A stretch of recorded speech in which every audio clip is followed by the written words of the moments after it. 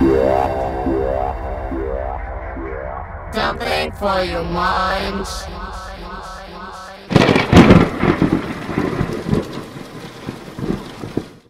Hallo, ich begrüße euch zu den Update News in Project for the Web für die Monate Juli und August. Ihr denkt euch jetzt wahrscheinlich, Kollege, wir haben September und du kommst mit den Updates für Juli und August?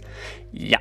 Aufgrund meines Urlaubs bin ich ein wenig hinterher und möchte euch natürlich hier trotzdem auf dem Laufenden halten und vielleicht habe ich ja Glück und dir sind noch ein paar Features unbekannt. So viele Updates sind es auch nicht. Wir haben insgesamt 4 Updates, wovon ich euch 3 Updates hier gerne live zeigen möchte und auf das andere gehe ich dann so ein. Kleiner Tipp, solltest du beim Zeigen merken, das Feature kenne ich schon, dann klicke unten einfach auf das nächste Kapitel. Ich würde sagen, legen wir los mit dem Juli Abfahrt.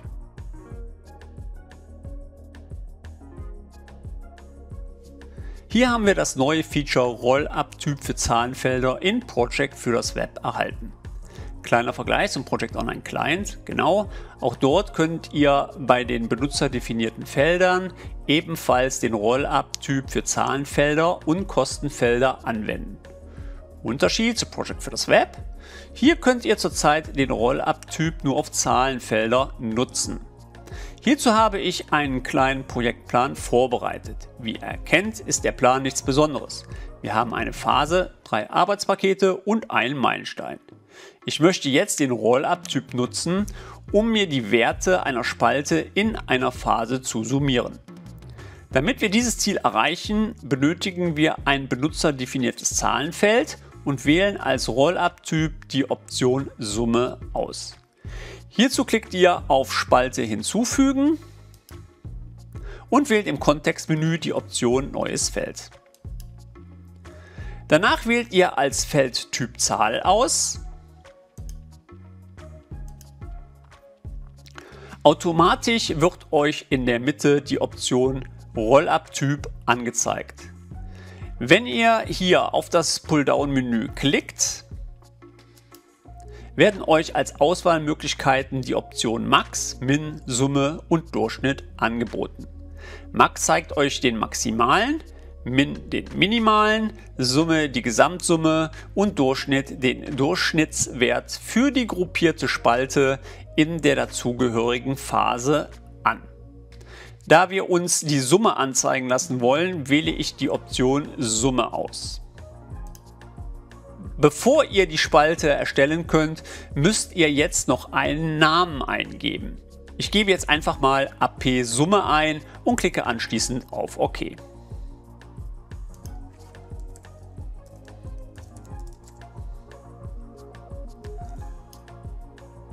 Jetzt tragen wir zum Testen einmal ein paar Werte ein. Task 1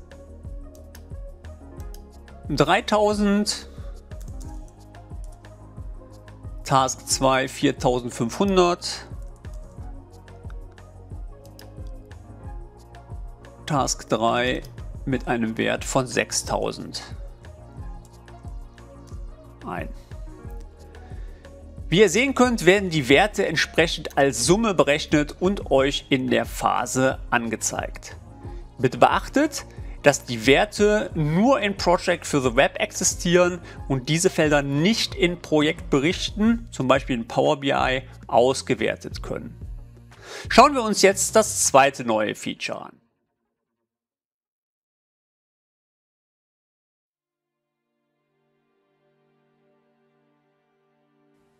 Das nächste neue Feature ist die Möglichkeit, sogenannte Non-Group Members eine Aufgabe zuzuweisen. Ihr wisst, bisher war es so, dass ihr nur weitere Ressourcen einem Arbeitspaket zuweisen konntet, wenn ihr den Benutzer auch in der entsprechenden Gruppe zugewiesen habt. Hierzu konntet ihr eine bestehende Gruppe einbinden oder eine neue Gruppe erstellen.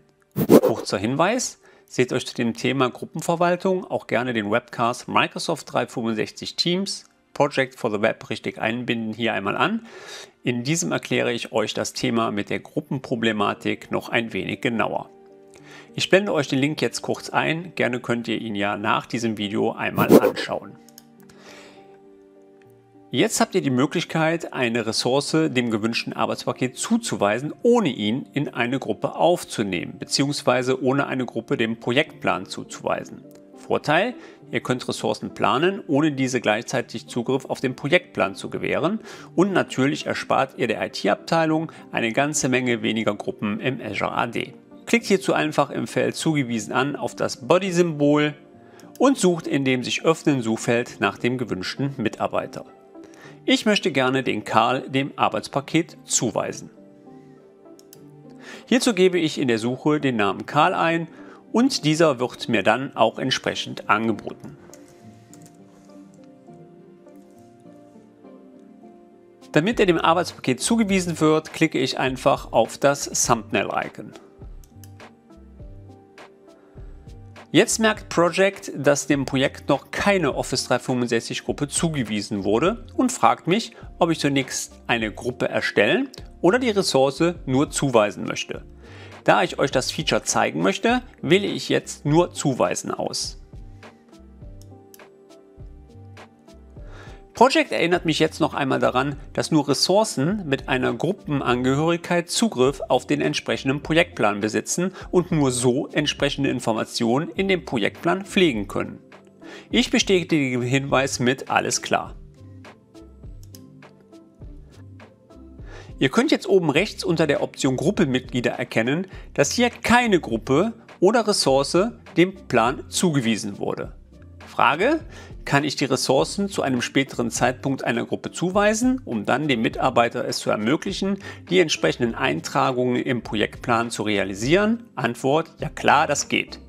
Und zwar geht ihr hierzu auf Gruppenmitglieder. Ich erstelle jetzt eine neue Gruppe mit dem Namen Project Juli Update und weise diese im ersten Schritt keine Ressource zu, da ich euch ja zeigen möchte, wie ihr zugewiesene Ressourcen nachträglich einer Gruppe hinzufügt.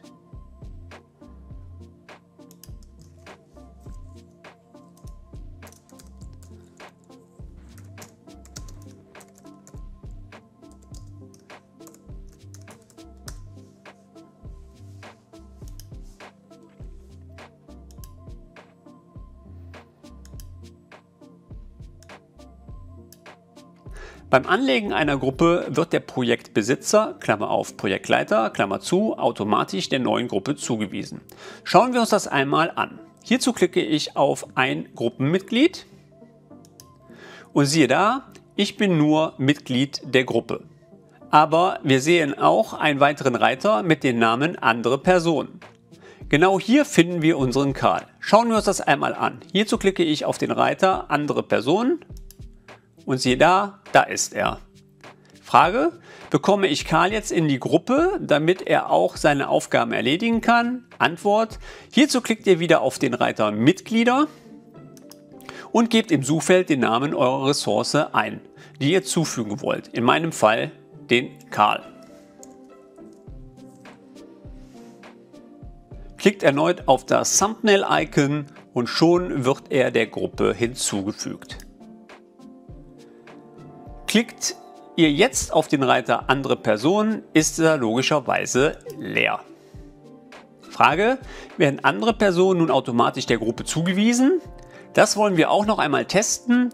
Ich gehe erneut auf ein neues Feld und klicke auf Zugewiesen an. Diesmal möchte ich unsere Uschi zuweisen. Hierzu klicke ich erneut auf die Option Diese Aufgabe zuweisen und gebe im Suchfeld Uschi ein.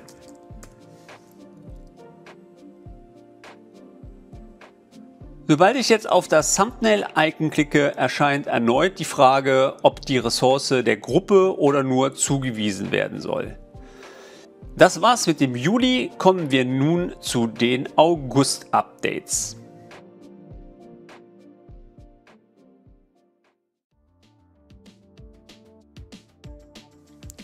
Das erste neue Feature im August war die Integration der Roadmap-Daten über das OData bzw. CDS-Feed.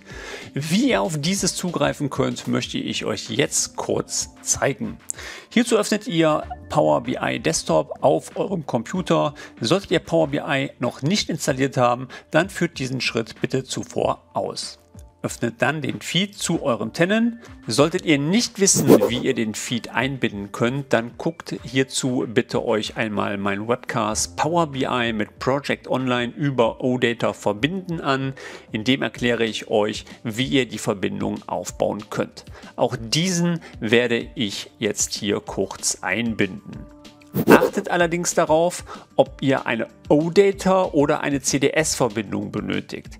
In meinem Beispiel baue ich eine Verbindung zu den CDS-Datenbanken auf. Da ich die Verbindung schon einmal eingerichtet hatte, klicke ich auf zuletzt verwendete Quellen und wähle im Kontextmenü meine Verbindung entsprechend aus.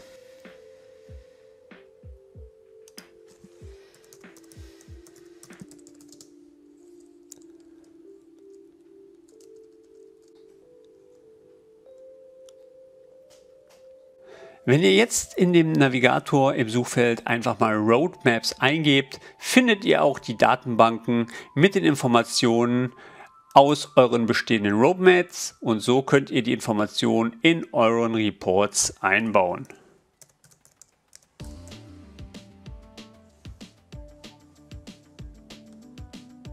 Dann gab es noch ein Update, was für alle Power-User von euch interessant ist.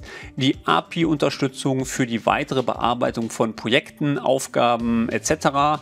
wurde ebenfalls freigegeben. Somit habt ihr auch die Möglichkeit, Aufgaben automatisiert zu bearbeiten. So, das war es mit den Updates für die Monate Juli bis August. Vielleicht war für dich das ein oder andere doch noch interessant. Wenn dir das Video gefallen hat, dann hinterlasse doch gerne ein Like oder noch besser abonniere meinen Kanal. Dann bekommst du Informationen zeitnah bereitgestellt. Ich würde sagen, ich bin raus und hatte die Ehre. Bis dann, euer Blanky. Ciao.